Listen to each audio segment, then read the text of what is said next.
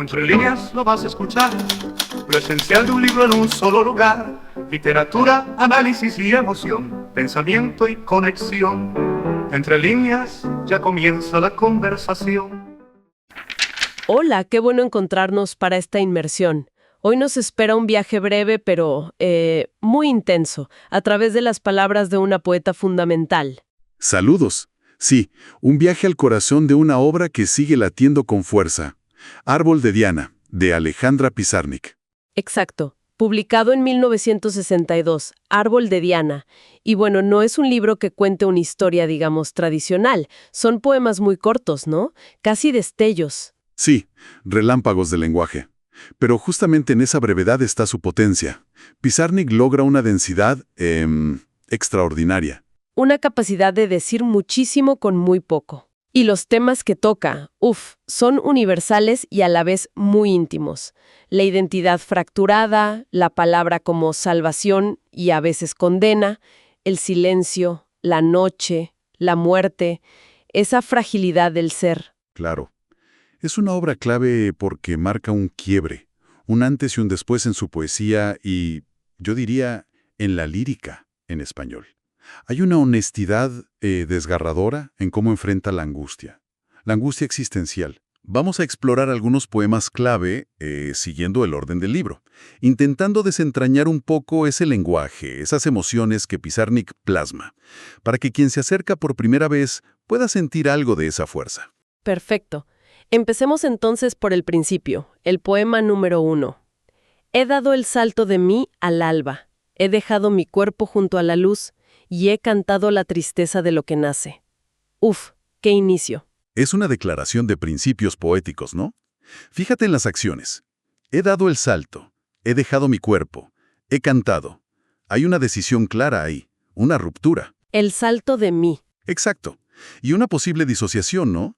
He dejado mi cuerpo junto a la luz, como si la conciencia se separara del cuerpo físico. Y luego, la conexión con el inicio, el alba, lo que nace. Pero no es alegre. No, para nada. Está teñida de tristeza. Es clave eso. O sea que desde el primer poema ya instala esa tensión, luz y sombra juntas. Justamente, esa ambivalencia, esa dualidad, es fundamental y va a recorrer todo el libro. Pienso ahora en el número 3, que es tan citado. Sí, el 3. Es central. Dice, solo la sed, el silencio, ningún encuentro. Cuídate de mí, amor mío. Cuídate de la silenciosa en el desierto, de la viajera con el vaso vacío y de la sombra de su sombra. Absolutamente. Este poema es como un inventario del vacío, ¿no? Sed, silencio, ningún encuentro, desierto, vaso vacío. Pura carencia. Pura ausencia, sí. Y luego viene esa advertencia que es inquietante. Cuídate de mí. Hay una conciencia ahí de la propia oscuridad, ¿no? O del daño que puede hacer. Es muy fuerte esa advertencia. Y la línea final, la sombra de su sombra. ¿Qué es eso? La máxima fragmentación. Podría ser, sí. Introduce esa idea del yo fragmentado. O sea, la percepción de no ser una unidad, sino de estar compuesta por partes distintas, a veces en conflicto. Y sombra de su sombra es llevarlo al extremo, ¿no? Algo todavía más diluido, más inasible. Casi inexistente. Claro. Y la forma del poema, esos versos tan cortos como entrecortados, refuerzan esa sensación de desolación. Es una imagen que se te queda grabada. Pasando al poema 5, ahí parece haber como un cambio, ¿no? Un anhelo muy fuerte. Sí, ahí hay otra cosa. Escucha. Por un minuto de vida breve única, de ojos abiertos, por un minuto de ver en el cerebro flores pequeñas danzando como palabras en la boca de un mudo. Qué potente.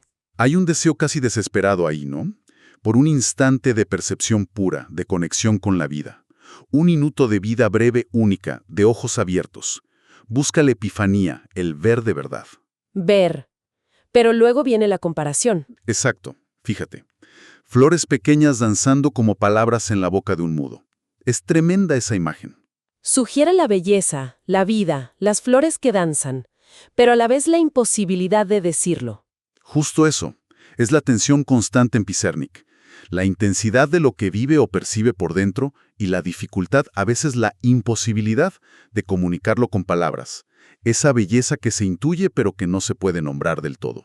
Y esa lucha con la palabra se hace todavía más clara en el poema 6, ¿verdad? Sí, totalmente. Dice, ella se desnuda en el paraíso de su memoria. Ella desconoce el feroz destino de sus visiones. Ella tiene miedo de no saber nombrar lo que no existe. Ahí aparece ese ella que muchas veces se asocia con la propia poeta. Claro, es como una proyección de la voz poética. Y se sitúa en un espacio interior, mental, el paraíso de su memoria. Y ahí se enfrenta a dos cosas enormes. La potencia de su mundo interior, sus visiones. Ese feroz destino de sus visiones. Exacto. Y por otro lado, el terror a que las palabras no alcancen. Ella tiene miedo de no saber nombrar lo que no existe. Ese miedo es como el núcleo de la angustia de tantos escritores, ¿no? Pero ella lo lleva a un lugar extremo. Totalmente. Porque no es solo nombrar lo difícil, lo complejo. Es nombrar lo que quizá ni siquiera existe en el mundo de afuera. Las ausencias, los vacíos, las intuiciones más hondas. ¿Cómo atrapas eso con palabras? Es una pregunta que la persigue. Una pregunta que la atormenta, parece. Y esa reflexión sobre la palabra, el silencio, sigue en el poema 14, ¿no? El poema que no digo, el que no merezco. Miedo de ser dos, camino del espejo. Alguien en mí dormido me come y me bebe. Aquí vuelve la fragmentación con todo. Sí, acá es muy directo. Aborda lo no dicho, el silencio creativo, el poema que no digo, y lo liga a una sensación de no sentirse digna, el que no merezco. Qué duro eso. Muy duro. Y luego, miedo de ser dos, camino del espejo. Es la imagen clásica de la identidad dividida, ¿no? El enfrentamiento con el reflejo que te devuelve una duplicidad que asusta. Y al final, es brutal. Alguien en mí dormido me come y me bebe. Es visceral, sí. Sugiere una lucha interna que es autodestructiva. Una parte inconsciente, oscura, dormido, que consuma la parte consciente. Es casi una imagen de canibalismo interior. Muestra la violencia de esa fragmentación. Impresionante. Y de esa violencia interna pasamos a una especie de esfuerzo constructor en el poema 16, aunque también muy solitario. Ajá, el 16. Dice, has construido tu casa, has emplumado tus pájaros, has golpeado al viento con tus propios huesos. Has terminado sola lo que nadie comenzó. Es como describir una creación enorme, ¿no? Tu casa, tus pájaros. Claro, es la construcción de un mundo propio, una empresa creativa gigante. Pero fíjate el costo. Has golpeado al viento con tus propios huesos. Implica un desgaste, una autodestrucción en el proceso. Y el resultado final es la soledad. La soledad radical, sí, porque esa tarea es única, lo que nadie comenzó, y termina sola. Hay una mezcla rarísima ahí, de poder, de fuerza creadora y a la vez de desamparo total. Exacto. Es la paradoja del artista, ¿no? Que crea su propio universo pero paga el precio del aislamiento.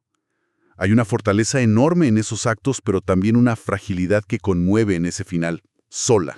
Luego, en el poema 20, Pizarnik hace un juego con las palabras que es casi desconcertante. El 20 es como un laberinto, ¿sí? Dice que no sabe del miedo de la muerte, del amor. Dice que tiene miedo de la muerte del amor. Dice que el amor es muerte, es miedo. Dice que la muerte es miedo, es amor. Dice que no sabe. Te marea. Totalmente. Es un poema que juega con la confusión, con la contradicción.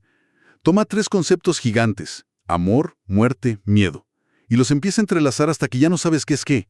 Los límites se borran. Las afirmaciones se niegan, se mezclan. Claro, y la repetición del dice que crea como una distancia, ¿no? Como si la voz poética no pudiera asumir directamente esas ideas, quizá porque son demasiado abrumadoras o confusas.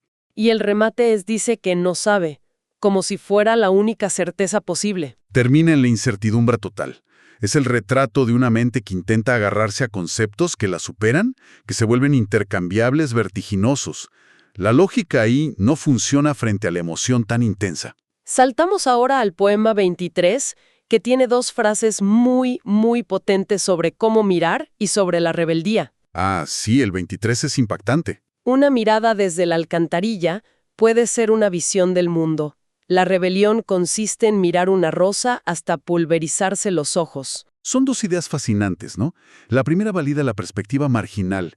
Dice que incluso desde lo más bajo, la alcantarilla, se puede tener una comprensión profunda, una visión del mundo. Rompe con la idea de que hay lugares privilegiados para mirar. Le da valor a esa mirada desde el borde. Exacto. Y la segunda redefine la rebelión de una manera completamente inesperada. Totalmente. No es acción política, no es protesta. No.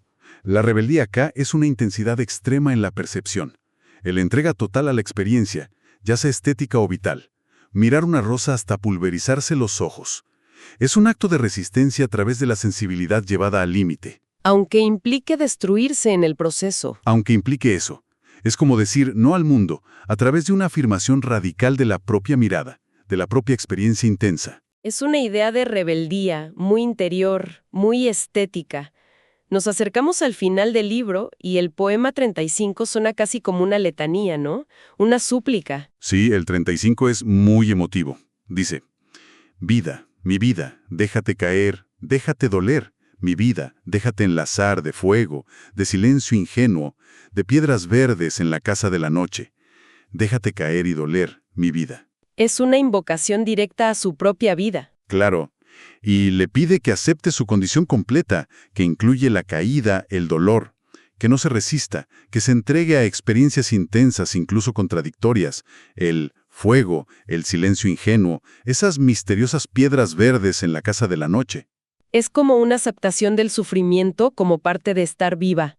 Exacto, no como algo a evitar a toda costa, sino como parte esencial de la existencia. Y la repetición, déjate caer y doler, le da ese ritmo de mantra. Como si intentara convencerse a sí misma o a su vida de aceptarlo. Justo. Es una reconciliación quizás dolorosa, pero necesaria con la fragilidad y también con la intensidad de vivir. Una aceptación profunda. Y llegamos al final, al último poema, el 38, que cierra el libro de una forma, bueno, muy enigmática. Sí, el cierre es desconcertante. Es metapoético, o sea, reflexiona sobre la propia obra. Dice, este canto arrepentido vigía detrás de mis poemas. Este canto me desmiente, me amordaza. ¿Cómo leemos esto? Es complicado, ¿no? La voz poética parece reconocer otra voz, un canto arrepentido, que está detrás de los poemas que acabamos de leer, como algo oculto. ¿Y ese canto oculto qué hace? Contradice, desmiente y silencia, amordaza, lo que se dijo en los poemas. O sea, pone en duda todo lo anterior, ¿o no? Exacto. Pone en cuestión la autenticidad o la suficiencia de los poemas mismos que forman el libro. Hay algo más verdadero que no pudo decir. El lenguaje poético siempre se queda corto. Es una máscara.